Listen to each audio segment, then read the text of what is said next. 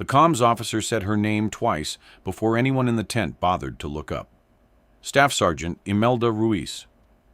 He read it off the roster like it meant nothing, because to him it meant nothing. A small woman folded into a corner, cleaning a bolt she had already cleaned twice. On the far side of the valley, a man who would spend the rest of his life telling this story to anyone who would sit still was checking the tension on a strap of explosive he believed no one could stop. He did not know her name yet. In 4 hours, he would say it into a radio with a voice gone to gravel, and everyone standing near him would go quiet, because by then the name would mean the only thing left between 40 people and the drop. Ruiz set the bolt down, wiped her hands, and did not look up. She already knew how the day would end. She had known since the wind changed at dawn.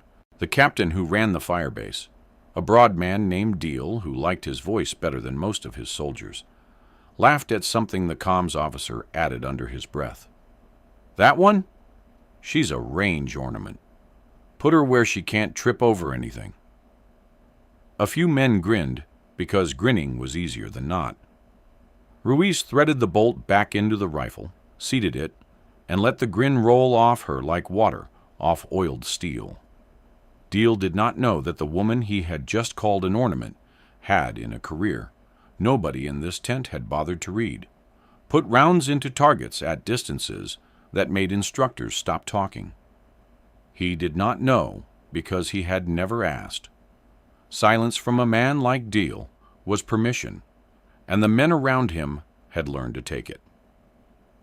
Before we go further, if a small woman out shooting an entire firebase is the kind of story you're here for, subscribe and tell me in the comments what city you're listening from, because I read every one. Stay to the end, because the shot she takes 4 hours from now is one nobody in that valley believed was possible.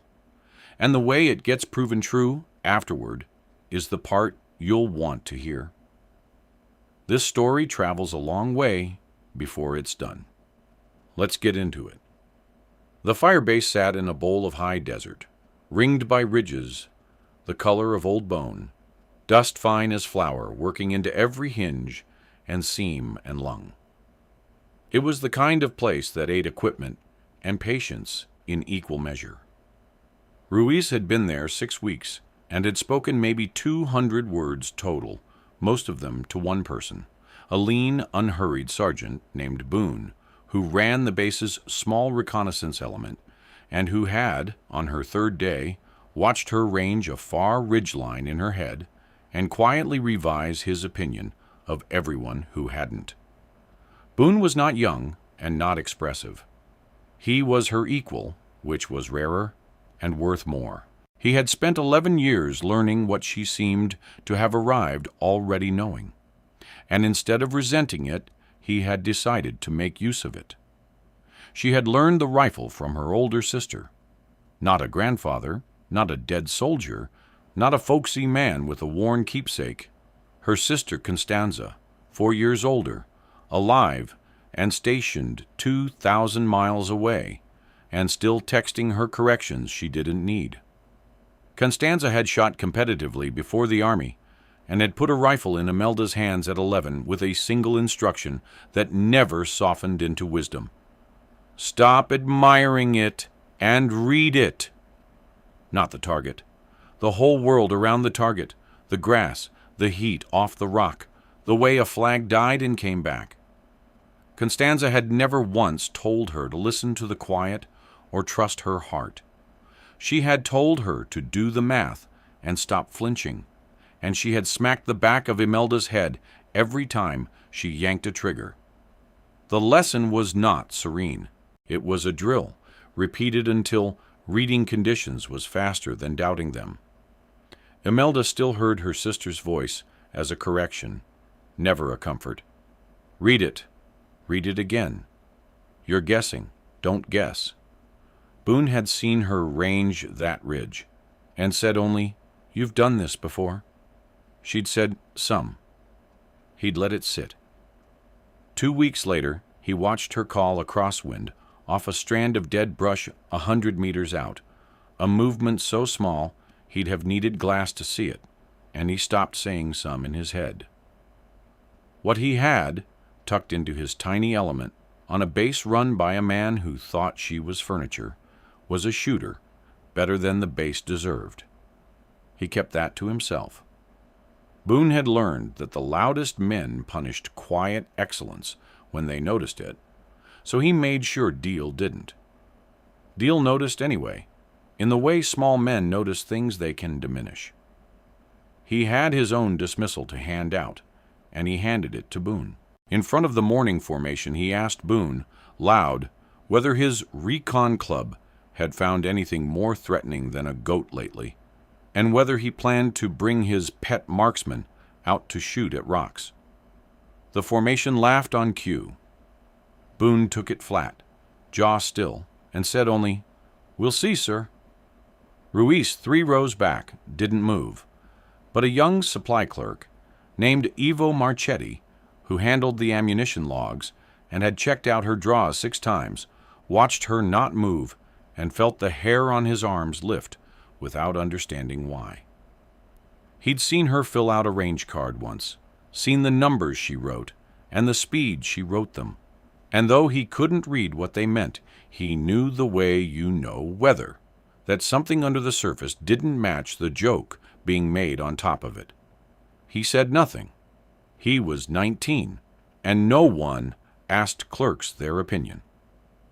But he remembered the feeling later, and he would be the one to say the truest thing anyone said about her when it was over. There was one evening, 4 days before, that mattered. Boone had pulled her out to a spur past the wire, at last light, just the 2 of them, to log dope on a target board he'd walked out to 1,100 meters. No mission, no order, his own initiative, because he wanted to know what she actually had before he needed it. She'd built her card in the failing light, called each string before it landed, and put 5 rounds into a group he could have covered with his palm. Boone had looked at the board through his spotting scope for a long moment and then done something he almost never did. He'd laughed once, surprised out of himself. "My God," he'd said quietly, "where have they been keeping you?"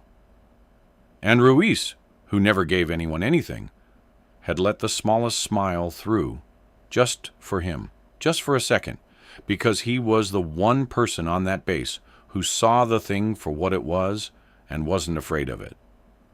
"Corners," she'd said. He'd grinned. That was the whole warm moment, the only one she'd allow, and it was his. Then she'd packed her card away and gone quiet again, and the next morning she was furniture once more. She did not yet know that Boone's private range card, built for no reason but curiosity, would be the only reason 40 people lived. The crisis came at the 11th hour of an ordinary day, and it came by radio, the way the worst things do. A convoy escorting a water rights negotiator, a civilian, a woman named Priya Anand, who had spent 3 years brokering access between valley villages and had a daughter back home she'd promised to be back for by the harvest, had been ambushed in the wadi below the eastern ridge and pinned. Anand and 11 soldiers were down in a dry irrigation cut with a militia force working the high ground above them, and the militia had something worse than rifles. They had a man on the far slope with a vehicle-borne charge, and they were dictating terms. The negotiator handed up, or they rolled the charge into the cut. Deal's voice, when it came over the net, had lost its parade ground shine. He had gunships 40 minutes out and an enemy element dug into rock at ranges his base weapons couldn't touch cleanly, and 11 soldiers, plus a civilian, sitting in a kill box with a clock on them. Boone was already moving. He crossed the tent to Deal and said 4 words. "Ruiz, the eastern spur." Deal started to wave it off out of pure reflex, the ornament comment half formed on his mouth. And then he looked at the map and at the ranges and at the 40 minutes, and something in him understood that his contempt was a luxury he could no longer afford. It cost him. You could see it cost him. "You're marksman," he said, and stopped and started again. "Can she reach that slope?" Boone said, "Yes." Deal looked at the small woman already pulling her rifle up onto her shoulder, already unreadable, and said the thing that was as close to an admission as he had. "Then I was wrong about the range card. Go." She keyed the radio for the first time as she and Boone reached the spur, and the voice that came out of the small woman the whole base had laughed at was not small at all. It was flat, level, and utterly without doubt. And the men listening on the net, who had grinned at Deal's jokes that morning, heard it and felt the grin curdle. "This is Overwatch. I'm on the spur. Give me the cut."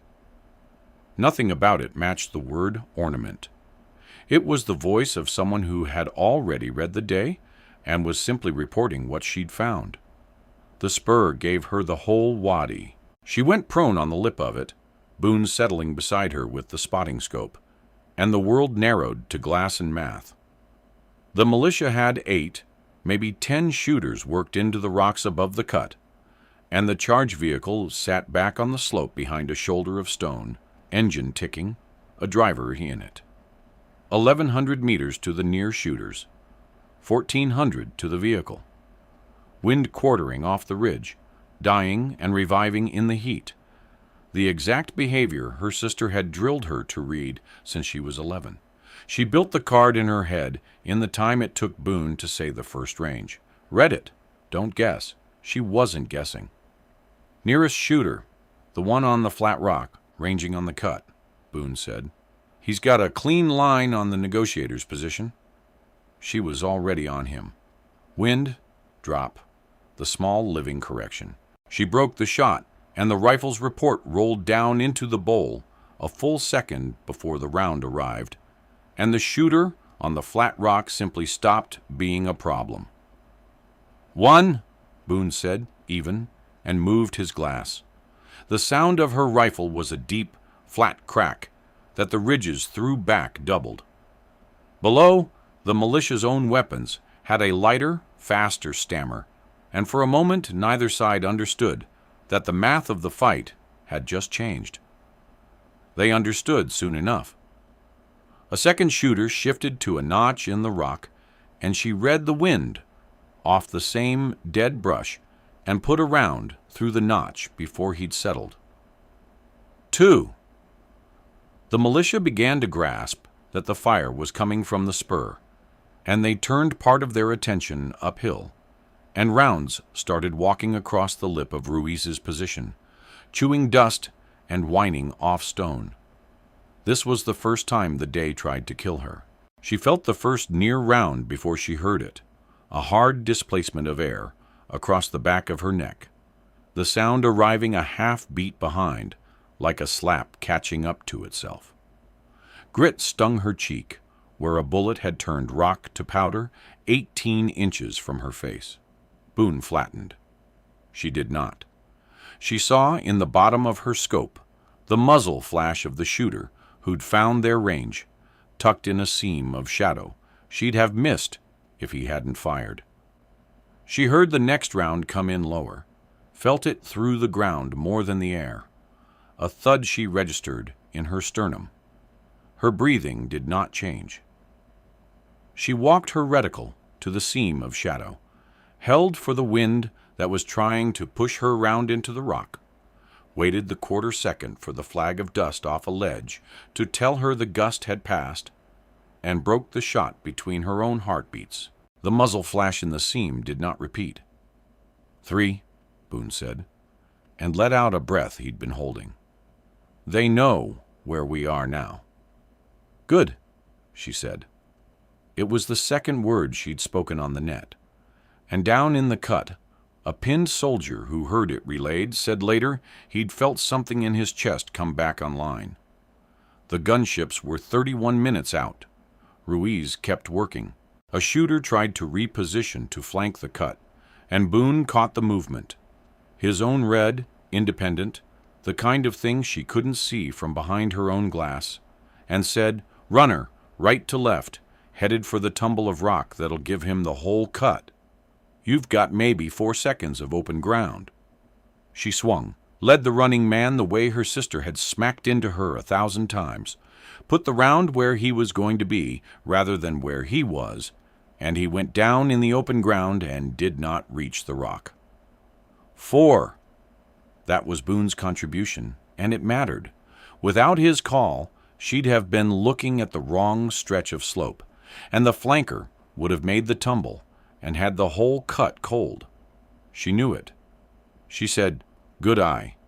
He said, "Keep shooting." The count climbed. 5 was a shooter who exposed a shoulder. 6 was a spotter who'd been calling her position to the others, and when he dropped their fire, lost its coordination.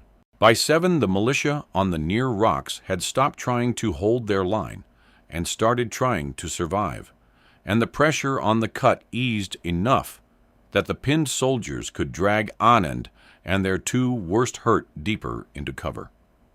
The wadi filled with the layered noise of it, her rifle's deep periodic crack, the enemy's lighter chatter thinning out, the whine of ricochets, the flat concussion of a grenade someone threw at nothing, and under it all the thin electronic hiss of the net carrying clipped traffic against the enormous stakes. Every 200 meters of that fight had its own sound, and she read all of them. Then the vehicle moved. The driver behind the shoulder of stone had decided the near fight was lost, and the charge was the only card left. The engine note changed, climbed, and the vehicle nosed out from behind the rock, angling for the lip of the cut, where 40 feet of drop would put it right on top of Anand and the wounded. 1,400 meters. A moving target now, quartering, gaining speed, and a driver behind an engine block and a windscreen that would eat anything but a perfect line. Deal's voice cracked onto the net. "Overwatch, the vehicle, if that reaches the lip." "I see it," she said. This was the second time the day tried to kill her. Because to make the shot, she had to come up off the lip of the spur into a kneeling height that put her whole upper body into the militia's remaining sightlines, and 2 of them found her almost at once. She felt the exposure like cold water the second she rose. Rounds came looking for her immediately. One cracked past her ear close enough to feel the heat of it. Another punched the dirt between her knees and threw grit up under her chin. She saw the vehicle in her scope, saw the driver's shape behind the glass, saw the small bounce and yaw of it over broken ground that turned a 1,400-meter shot into something that changed every quarter second. She heard Boone shouting a wind call and the militia's rounds hunting her, and her own pulse loud in her ears. She felt the sun on the back of her neck and the tremble the ground fed up into her knees, and she did the only thing her sister had ever taught her, which was to read it and not guess. Led for the movement. Hold for the wind seam off the far ledge. Drop for the range. Break it clean. She fired once. The vehicle's front wheel caught the round through the wheel well, at an angle that walked it up into the engine, and the vehicle slewed, lost its line, and nosed hard into the rock shoulder short of the lip, dead. The driver's door did not open. 8, Boone breathed. "You hit a moving engine at 1,400. She was already back down flat, out of the sightlines, heart hammering, face like stone. "Card was good," she said. It was Boone's card. He knew it. He didn't argue. The near fight guttered out over the next few minutes. The gunships checked in at 19 minutes, and then closed faster, and the militia broke from the high rock and melted back into the draws. And for the first time in 40 minutes, the wadi went quiet. Boone keyed the net. "Cut. This is spur. You're clear up top. Get your people." Then he tried to raise the convoy's medic on their internal frequency. And this is the part Boone doesn't like to retell, because the channel came back empty. He called again. Static. He called the medic by name, and there was nothing. 3 long seconds of hiss, where a voice should have been. And in those 3 seconds, every good thing they'd just done felt like it might not be enough. Then the frequency broke, and a shaking voice came through. The medic was alive, pinned under a vehicle wheel with a broken arm, and he needed someone down in the cut who knew what they were doing, because Anand was hurt worse than anyone had said. Ruiz was already moving before the sentence finished. Priya Anand was 34, and she had a fragment wound high in the thigh, and she was going gray around the mouth by the time Ruiz slid down into the cut beside her. The negotiator's eyes were still working, still sharp, and they found the small soldier's face and fixed there. "You're the one on the radio," Anand said. Her voice was thin. "The one they were laughing about this morning. I heard them on the convoy net." Ruiz didn't answer that. She had her hands on the wound already, packing it, fast and certain, the same hands that had made an impossible shot minutes before, now doing close, ugly work with the same absence of waste. Constanza had taught her this too, in a different life. Their mother had been a trauma nurse, and had made both girls learn to stop bleeding before she'd let them near a rifle. Ruiz cinched the pressure and felt the bleed slow under her palms. Anand caught her wrist. Her grip was weak and getting weaker, and her eyes had the question in them before her mouth did. "My daughter," she said. "I told her the harvest. Am I going to see the harvest?" It was not really a question about the harvest. Ruiz looked at her, level, certain, no softness and no lie in it, and gave her the only kind of answer she knew how to give, the kind delivered as a fact and not a hope. "You're going to see her," Ruiz said. "I've got you. You're not staying here." And Anand believed her, the way people believed that voice, and something in her face let go of the worst of the fear. Ruiz held the pressure and talked her flat calm through the long minutes until the medics came over the lip, and when they lifted Anand onto the litter, the negotiator was still gray, but she was still there, and her eyes tracked Ruiz the whole way up. She would see the harvest. She would see a lot of harvests. But the day was not done. And Ruiz felt it turn even as the litter went up, felt the wind shift again the way it had at dawn, and knew before the net told her that the worst of it was still coming. It came 11 minutes later, and it was worse, and it was closer to home. The militia that had broken from the high rock had not scattered. They had fallen back onto a fixed position they'd prepared in advance. A squat concrete pump house on a rise above the main village of the valley, the structure that housed the mechanical works for the whole valley's irrigation, and it turned out a secondary charge they'd wired into the building's own gas main and fuel store. Their leader came up on the open net in accented English, unhurried, because he held the only card that could win a lost day. He had taken the pump house. He had 9 villagers inside it, adults, farmers, and a council elder, and the 2 municipal workers who'd been running the pumps, and he had wired the building to burn. He wanted the gunships pulled off and safe passage out of the valley for his surviving men, and he wanted it in 30 minutes, or he would fire the charge and drop the burning structure on the 9 people inside and cut the water to 4 villages in a single stroke. Deal had no move. The gunships couldn't fire on a building full of civilians. Ground assault meant the charge went first. 30 minutes. Boone had the map open and his face gray. "The charge is a fuel-fed burn, not a demolition," he said, working it. They've run a line from a pressure regulator on the north wall to the fuel store. He fires it electrically. If the regulator's line is cut before he triggers it, the fuel store doesn't feed the fire. It's a dud. He looked at Ruiz. The regulator's a valve assembly the size of a fist, on the outside of the north wall, in shadow, behind a run of pipe. He put his eye back to the scope. 900 meters, and there's a man standing 3 feet from it, on the wall, with a trigger in his hand. If you hit the regulator and drop the fuel feed, the villagers live. If you miss, or if you're slow, he fires it. He was quiet a second. And you can't hit the regulator without your round passing about 18 inches from a villager they've tied to the pipe run as a shield. This was the shot. Not a distance shot. 900 meters was nothing to her. The difficulty was the thing itself. A fist-sized valve in shadow behind pipe, with a human being 18 inches off the line, and a man with a trigger who would fire the instant she revealed herself by trying.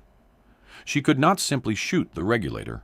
She had to shoot it in the fractional window when the trigger man's own body wasn't between her and it, and past a person she could not under any circumstances hit, and do it before he understood what was happening. Boone put it plainly. You get one. The muzzle report reaches him a full second after your round. If your first round hits the regulator, the fuel feed's dead before he can process the sound and fire. If it doesn't, he hears you, and he fires into a building that's still live. 1 round. 1 second of grace bought by the speed of sound, everything on the first shot, and then the part that cost. The trigger man's position, the angle past the shield, the shadow on the regulator. None of it worked from where they were. It worked from the eastern spur, from the exact lip Ruiz was already on, at a range and an angle Boone had a card for, because 4 days ago, Boone had walked out to 1,100 meters on that spur out of sheer curiosity and logged the whole slope, including the rise the pump house sat on. He had the dope. He had the wind behavior for that specific ground at that specific hour, because he'd built it for no reason at all. I have the card, Boone said quietly. I built it Tuesday, for nothing. Ruiz looked at him. That was the open loop closing, the range card built out of curiosity that was now the only reason 9 people had a chance. For this, she said. The call came because Deal made it come. He got the militia leader back on the net and stalled, and while he stalled, he did the second thing that cost him that day. He keyed the base frequency, and in front of the whole net, every man who'd laughed that morning listening, he had to ask the range ornament to save the valley. There was a silence before he could do it, 2 full seconds of dead air where everyone heard him not saying it. And then he said her name, and the saying of it took something out of him you could hear. Overwatch, Staff Sergeant Ruiz. Another pause. 9 civilians in the pump house. 1 shot to kill the fuel feed. A man on the trigger and a hostage on the line. Can you make it? And the whole net heard the man who'd called her furniture put 40 lives and 9 hostages on the aim of the woman he'd dismissed, and heard him wait, humbled for her word. Down in the operations tent, the comms officer, who'd read her name like it meant nothing that morning, had gone completely still. That's a 900-meter valve behind a man and past a hostage, someone breathed on the net. 1 shot. And Ruiz keyed back, flat and certain, 4 words that Deal would hear in his sleep for the rest of his career. 1 shot's all I need. She settled onto the lip of the spur, and the world went quiet the way it did when the math took over. Boone read the wind off the same run of dead brush, called it soft, quartering, dying every few seconds as the afternoon thermals stacked against the rise. But the decisive red wasn't the wind. Boone had been watching the trigger man through the scope for 90 seconds, and he'd caught the one thing that would make the shot possible. And it was not a repeating cycle she could count off, and it was not an atmospheric window. It was a single tell. The trigger man was nervous. Every time the militia leader's voice came up loud on the open net, which Boone could hear an instant before Ruiz, because he had the enemy frequency in one ear, the trigger man turned his head toward the sound and leaned back off the wall, and for that half second his body cleared the line to the regulator. It had happened 3 times while Boone watched. It would happen once more when the leader keyed up to deliver his next threat, and it would not keep happening because the leader was about to run out of things to say. One tell. One time. Boone had the enemy frequency. He would hear the leader key up before the trigger man reacted, and he would give her the word a half second before the man's head turned. "I call it," Boone said. "You fire on my word, not before. I hear him key up. You get maybe half a second of clear line while this guy flinches at the sound. That's the shot." It was the trust theme in its purest form. She could not see the tell herself, could not hear the enemy frequency, and had to give the single most important trigger press of her life over to Boone's ear and Boone's timing. She had to let someone else own the instant. "Your word," she said. She built the shot and waited. 900 meters. The regulator, a fist of shadow behind the pipe. The hostage 18 inches right of the line. A farmer with his hands wired to the pipe run, head down. The trigger man on the wall, thumb on the switch. Ruiz put her reticle where the regulator would be when the man leaned back and cleared it, held for the soft dying wind, and slowed her breathing until the reticle stopped moving at all. She did not press her rifle to her chest or reach for a token or a talisman. She heard her sister instead, the correction that had never once been a comfort. "Read it. Don't guess. You've got it. Stop admiring it." Her pulse dropped. The reticle went still as a photograph. She took up the slack until the trigger was a breath from breaking, and she held it there, on the edge, waiting for a word from a man beside her. The hardest thing she had ever done, being simply to wait and let him own the moment. The seconds stretched. The militia leader's voice was building towards something on the enemy frequency. Boone's hand flat on the ground, his whole body a held breath. Down in the tent, Deal stood with his fist against his mouth. In the pump house, 9 people who did not know her name sat in the dark against a wired wall. The wind died and came back and died again. Ruiz waited on the edge of the break, past her own heartbeat now, in the still place her sister's voice had built for her, one smack at a time. And then the leader keyed up loud to deliver his final threat. And Boone heard the click of the key in his ear, a half second before the trigger man on the wall turned his head toward the sound and leaned back off the pipe, and Boone said one word, "Now!" She broke the shot.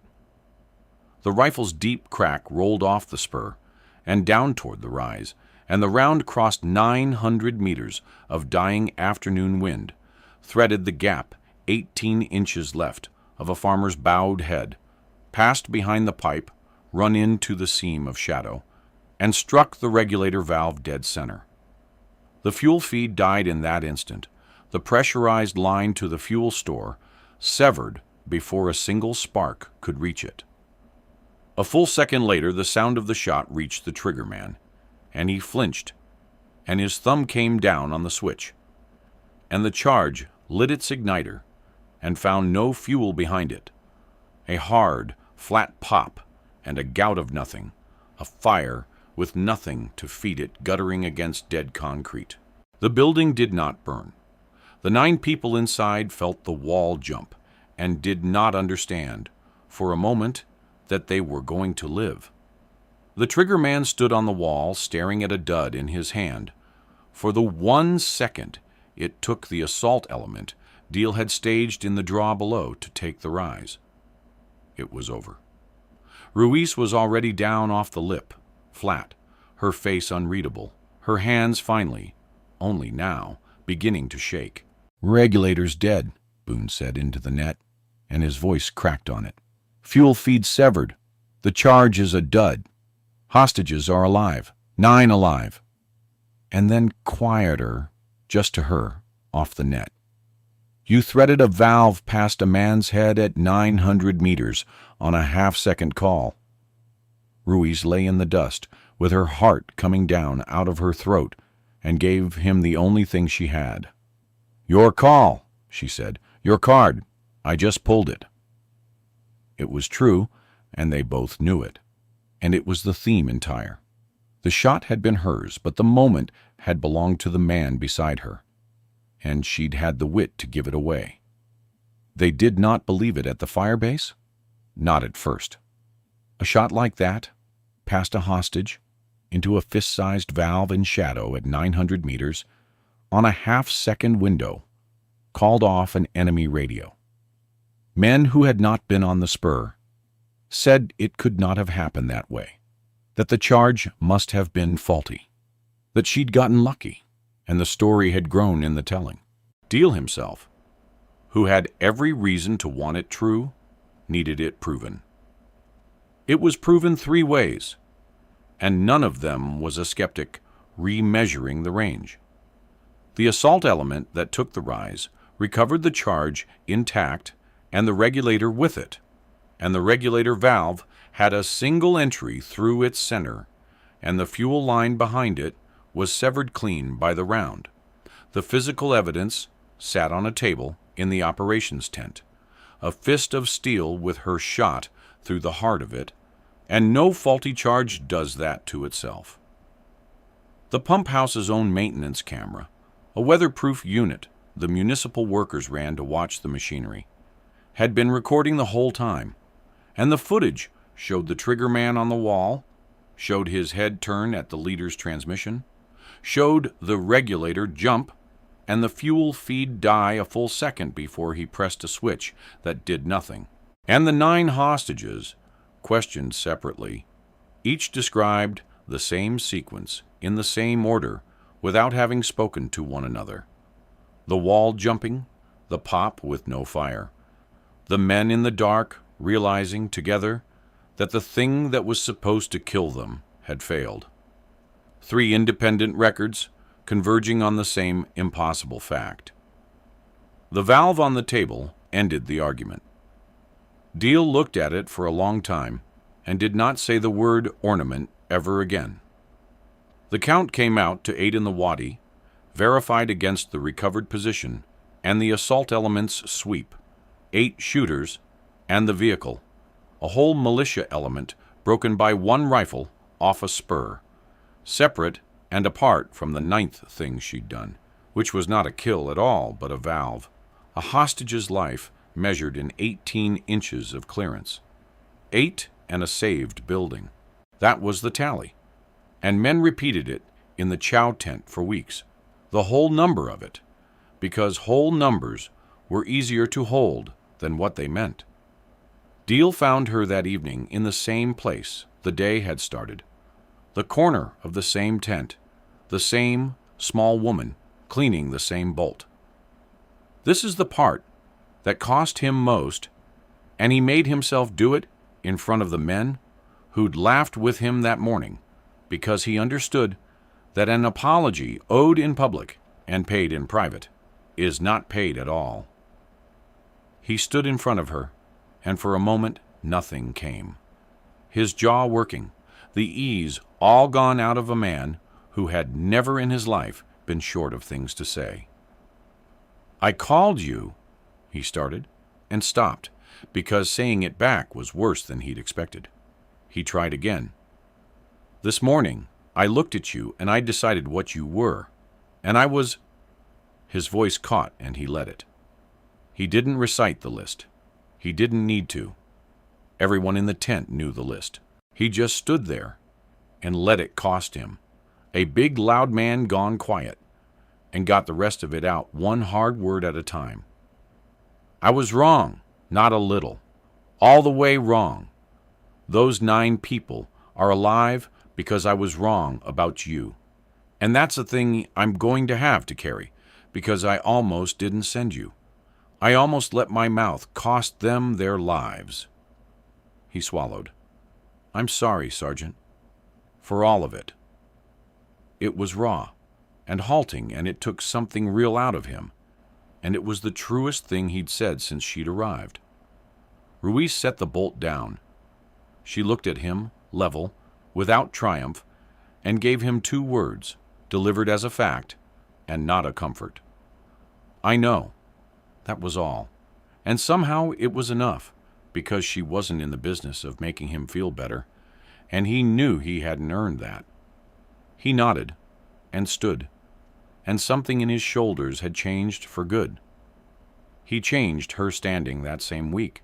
He put her name forward, cut her loose from the range ornament roster, and gave her Boone's element to shoot for, as its own Overwatch asset, her own posting, her own authority, the thing she'd earned and been denied.